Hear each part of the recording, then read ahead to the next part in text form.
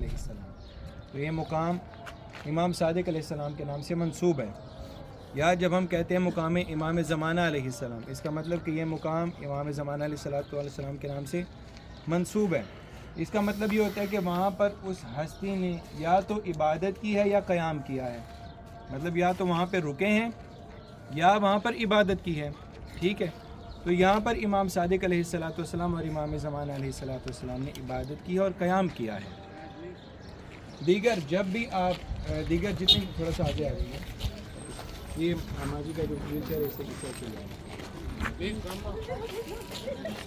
ایسے کسی مقام پہ جاتے ہیں کہ وہ مقام کہ جو کسی نہ کسی نام سے منسوب ہو، جیسے مقام امام زین العابدین علیہ السلام ہے، مقام امیر المومنین علیہ السلام ہے. اس کا مطلب ہے کہ اس ہستی نے وہاں پر عبادت کی ہے. ٹھیک ہے، یہاں کے نجف کے آپ جتنے مقامات دیکھیں گے اس کا مطلب یہ ہوگا کہ وہاں پر اس ہستی نے عبادت کی ہے. لیکن جب آپ کربلا کے مقامات دیکھیں گے وہاں پر معاملہ اس کے الٹ ہے. جیسے مقام علی اکبر علیہ السلام وہ مقام ہے کہ جہاں پہ شہزادہ علی اکبر کی شہادت ہوئی ہے. مقام علی اصغر وہ مقام ہے کہ جہاں پہ شہزادہ علی اصغر کی شہادت ہوئی ہے. تو کربلا میں اور یہاں پہ مقامات میں زمین آسمان کا فرق ہے. ٹھیک ہے، لہٰذا یہاں پر جو مقام امام صادق علیہ السلام ہے تو یہاں پر امام صادق علیہ السلام نے عبادت کی ہے. ٹھیک ہے، حتیٰ کہ جو مولا کائنات کی قبر مبارک کی نشاندہی تھی یہ بھی امام صادق علیہ السلام نے ہی کی تھی. کیونکہ مولا کائنات نے فرمایا تھا کہ میری قبر کو مخفی رکھنا. اس کی وجہ یہ تھی کہ کوفہ میں جو ظالم لوگ تھے وہ اگر ان کو مولا کائنات کی قبر مبارک کا پتہ ہوتا تو مولا کائنات کے وجود مبارک کی وہ بے حرمتی کرتے، مولا کائنات کی قبر مبارک کی وہ بے حرمتی کرتے. لہٰذا مولا کائنات نے فرمایا تھا کہ میری قبر کو مخفی رکھنا، لوگوں سے چھپا کے رکھنا. تو پھر یہ امام صادق علیہ السلام نے مولا کائنات کی قبر مطہر کی نشاندہی کی تھی. ٹھیک ہے، انشاءاللہ آپ مولا کائنات کی زیارت کو جائیں گے، اچھے سے زیارت کیجیے گا، دعائیں کیجیے گا. مولا کائنات کی زیارت کو جب آپ جائیں تو ایک ہی زری میں، جیسے کہ شاہ صاحب نے بھی فرمایا، ایک ہی زری میں 3 قبریں ہیں: آدم علیہ السلام، نوح علیہ السلام اور امیر المؤمنین علیہ السلام. مولا کائنات کی قبر مبارک آدم علیہ السلام اور نوح علیہ السلام 2 انبیاء کی قبروں کے درمیان میں ہے. ٹھیک ہے، اور مولا کائنات کے سر والی سائڈ پہ آدم علیہ السلام بھی ہیں اور نوح علیہ السلام بھی سر والی سائڈ پہ ہیں. جب آپ حرم میں جائیں انشاءاللہ جیسا کہ میں نے آپ کو بتایا تھا کہ اجازت لے کے اندر جائیے گا اور اجازت لے کے واپس آئیے گا. قبرستان کے متعلق گاڑی میں بتا دیا. قبرستان کے متعلق آپ لوگوں نے جان لیا. یہ وادی السلام ہے، یہاں پہ 70,000 انبیاء دفن ہیں. مقام امام صادق علیہ السلام ہے اور مقام امام زمان علیہ السلام دنیا کا سب سے پہلا اور سب سے بڑا قبرستان ہے. مومن جہاں کہیں سے بھی اس دنیا سے جاتا ہے اس کی روح وادی السلام میں منتقل ہو جاتی ہے. جنت کا حصہ ہے. ٹھیک ہے، جہاں پہ ہم اس وقت کھڑے ہیں. تو بہرحال جب آپ مولا کائنات کی زیارت کو جائیں انشاءاللہ اجازت لے کے اندر جائیے گا، اجازت لے کے باہر آئیے گا. مولا کائنات کے حرم میں جو آپ نے دعا کرنی ہے، امیر المومنین علیہ السلام کی یہ حسرت رہی ہے کہ جس قدر میرے پاس علم تھا میرے علم کے مطابق کسی نے مجھ سے سوال نہیں کیا، اور جس قدر میں سخی تھا میری سخاوت کے مطابق کسی نے مجھ سے مانگا نہیں. اب یہ دعا آپ کو میں بتا رہا ہوں، ممکن ہے کوئی اور آپ کو بتائے یا نہ بتائے لیکن آپ اسے یاد رکھیے گا. لہٰذا جب آپ مولا کائنات کی زیارت کو جائیں تو آپ نے یہ دعا کرنی ہے کہ مولا آپ کے پاس جتنا علم تھا، کیونکہ انسان کی جو پیدائش ہے دنیا میں جو انسان کو بھیجا گیا ہے، صلوات پڑھیں محمد پر، انسان کو جو اس دنیا میں بھیجا گیا ترقی کے لیے بھیجا گیا، اسی لیے علم کو معیار بنایا گیا ہے کہ انسان کیا ہے کہ وہ علم حاصل کرے. اس لیے انسان کو اچھے اور برے میں تمیز کرنے کے لیے ذہن بھی دیا گیا ہے. تو انسان کو ترقی کے لیے بھیجا گیا. اس لیے مولا کائنات کی حسرت رہی ہے کہ جس قدر میرے پاس علم تھا کسی نے مجھ سے سوال نہیں کیا، اور جس قدر میں سخی تھا کسی نے اس قدر مانگا نہیں ہے. اب آپ نے سوال یہ کرنا ہے، اندر جا کے دعا یہ کرنی ہے کہ مولا میں نہیں جانتا کہ مجھے کیا چاہیے، میں نہیں جانتا کہ مجھے کیا مانگنا ہے، کیونکہ انسان کو دعا کا طریقہ نہیں آتا ہے. ہم جو دعائیں کرتے ہیں یہ دعائیں وہی ہیں کہ جو محمد والے محمد نے ہمیں بتائی ہیں کہ ہم کس طرح سے پروردگار سے دعا مانگیں. لہٰذا ہم نہیں جانتے کہ ہمیں کیا مانگنا ہے. تو یہ دعا کریں کہ مولا آپ کی جو حسرت تھی کہ جس قدر میرے پاس علم تھا کسی نے میرے علم کے مطابق مانگا نہیں، کسی نے میرے علم کے مطابق پوچھا نہیں، جتنا میں سخی تھا میری سخاوت کے مطابق کسی نے مانگا نہیں. آپ نے دعا یہ کرنے کہ مولا آج میں آپ سے دست بستہ ہاتھ باندھ کر ہاتھ جوڑ کر دعا کرتا ہوں کہ جتنا آپ کے پاس علم تھا اپنے علم کے مطابق مجھے علم عطا فرمائیے، اور جتنے آپ سخی تھے اپنی سخاوت کے مطابق مجھ پہ سخاوت کیجیے۔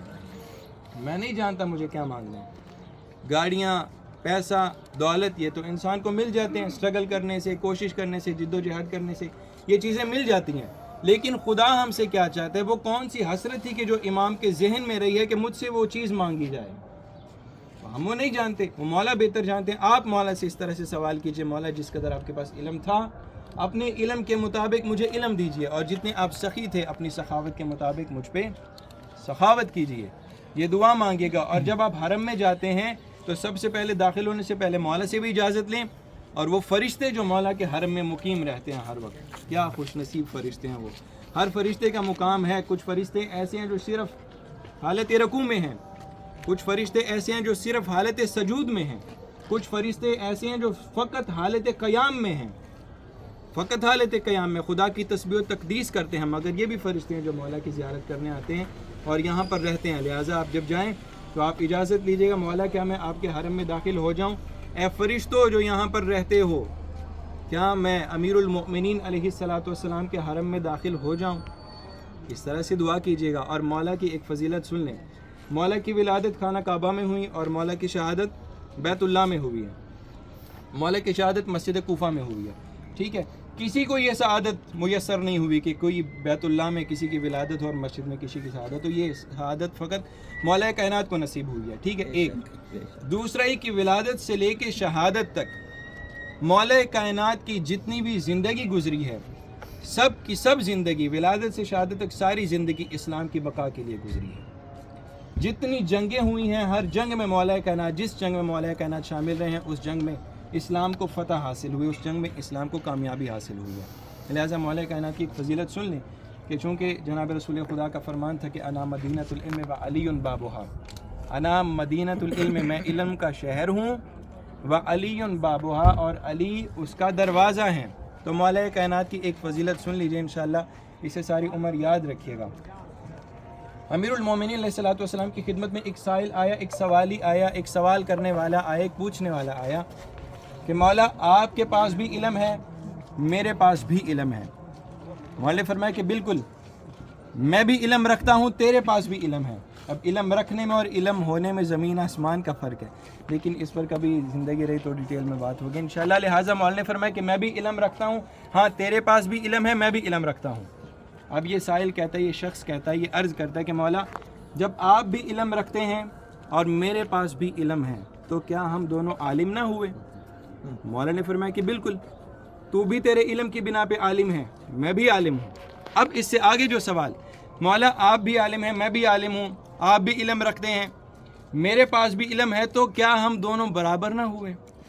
اصل سوال یہاں پہ وہ لوگ جو جس کا بھی دل کرتا ہے منہ اٹھا کے مولا کائنات سے عام لوگوں کا موازنہ مقابلہ شروع کر دیتے ہیں، ان کو چاہیے کہ وہ ان روایات کا مطالعہ کریں۔ مولا آپ کے پاس بھی علم ہے، آپ بھی علم رکھتے ہیں، میرے پاس بھی علم ہے، آپ بھی عالم ہیں، میں بھی عالم ہوں، کیا ہم دونوں برابر نہ ہوئے؟ مولا کائنات فرمایا نہیں، ٹھیک ہے تیرے پاس بھی علم ہے، میں بھی علم رکھتا ہوں، تو بھی تیرے علم کی بنا پہ عالم ہے، میں بھی عالم ہوں، مگر ہم دونوں برابر نہیں ہیں۔ زمین آسمان کا فرق ہے، اور وہ فرق کیا ہے؟ وہ فرق یہ ہے کہ تمہارا علم باہر سے اندر آتا ہے اور ہمارا علم اندر سے باہر جاتا ہے۔ یعنی تم جاہل پیدا ہوتے ہو، دنیا میں آ کے سیکھتے ہو، ہم وہ ہیں کہ ہمیں دنیا میں آ کے سیکھنے کی ضرورت نہیں پڑتی۔ تمہارا علم باہر سے اندر آتا ہے اور ہمارا علم اندر سے باہر جاتا ہے۔ آپ اس علی کے دروازے پہ آئے ہیں، اس علی کی زیارت کو آئے ہیں کہ جس کے لیے جناب رسول خدا نے بحکم خدا 1.25 لاکھ صحابیوں کو روک کے چٹیل میدان میں صحرا میں روک کے، سب کے سر گنجے، سب کو روک کے علی کی ولایت کا اعلان کرایا تھا بحکم خدا۔ اور آپ یہ سن لیجئے کہ 3 دن صلوات پڑھیں محمد،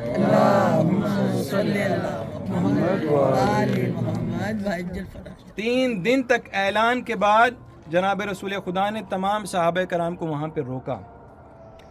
اگر کوئی بندہ گھر آ رہا ہونا تو وہ پہلے کال کر دے بھی میں 1 گھنٹے میں پہنچ جاؤں گا، اور وہ 3 گھنٹے بعد 3 دن بعد پہنچے تو اس سے یقیناً سوال ہوگا کہ بھئی تم تو 1 گھنٹے بعد آنے والے تھے، 3 دن کہاں رہے؟ کہ جنہیں 3 دن روکا گیا تھا اس کی وجہ یہ تھی کہ جب یہ 3 دن بعد 3 दिन देर से जाएंगे तो इनसे सवाल होगा कि तुम्हें क्यों रोका गया था, तो ये यकीनन बताएंगे रसूल खुदा हमें अली की विलायत का इकरार करा रहे थे, इसलिए हम लेट हुए हैं, इसलिए हमें देर हुई है। और ये जो ईद गदीर की रिवायत है उसमें ये मिलता है कि जब जनाब रसूल खुदा ने, क्योंकि लोग ये कहते हैं कि मन कुन तो मौला हो फ़ाज़ा अली उन मौला, का मतलब ये कि जिसका मैं दोस्त उसके अली दोस्त। आम लोग उसका यही माना करते हैं कि जिसका मैं दोस्त उसके अली दोस्त। तो मौला के कई मानी हैं, इसका मानी फ़कत दोस्त नहीं है, अली दोस्त भी हैं, अली हमारे बाप भी हैं, चूँकि जनाब रसूल खुदा फरमाते हैं कि अना व अली अबवैहि लिल उम्मा, मैं और अली उम्मत के बाप हैं। लिहाजा ये भी सुन लें, बच्चा जिस तरह अपने वालिदैन से बात करता है इसी तरह अपने मौला कायनात से गुफ्तगू करनी है। मौला मेरी ये भी मुश्किलात हैं, ये भी मुश्किलात हैं। बहरहाल बात दूसरी तरफ ना निकल जाए, तो मौला जनाब रसूल खुदा सल्लल्लाहु अलैहि वसल्लम ने जो ऐलान विलायत किया है, मन कुन्त मौला फ़ाज़ा अलीयुन मौला, जिसका मैं मौला, हाज़ा का भी एक जुमला सुन लें। मौला जनाब रसूल खुदा ने नहीं फरमाया कि जिसका मैं मौला उसका अली मौला, अगर ये जुमला होता तो फिर तो कोई भी किसी को भी अली बना लेते। मौला कायनात फरमाया कि मन कुन्त मौला हो, जिसका मैं मौला हूँ, फ़हाज़ा ये अली, हाज़ा अलीयुन मौला, ये अली उसके मौला हैं, हाज़ा अलीयुन मौला। इस ऐलान से पहले जनाब रसूल खुदा ने फरमाया था कि अलस्तु औला अलल मुअमिनीना मिन अनफुसिहिम, वो लोग जो ये दावा करते हैं कि ये सिर्फ दोस्ती का ऐलान किया गया था, तो जनाब रसूल खुदा ने फरमाया कि मैं मोमिनीन पे उनके नफूस से ज़्यादा हक़ नहीं रखता। तो सब ने कहा कि बिल्कुल बेशक। तो जनाब रसूल खुदा ने फरमाया कि क्या मैं तुम्हारा हाकिम नहीं, क्या मैं तुम्हारा सरपरस्त नहीं। अब यहाँ पे हाकिम और सरपरस्त की बात हो रही है, इसका मतलब मौला के मानी हाकिम और सरपरस्त के होने के हैं कि मेरे बाद अली तुम्हारे हाकिम होंगे, मेरे बाद अली तुम्हारे सरपरस्त होंगे। तो 3 दिन तक आप थक भी गए हैं, लेकिन ये आखिरी जुमला और आपकी ज़हमतें तमाम करूँगा।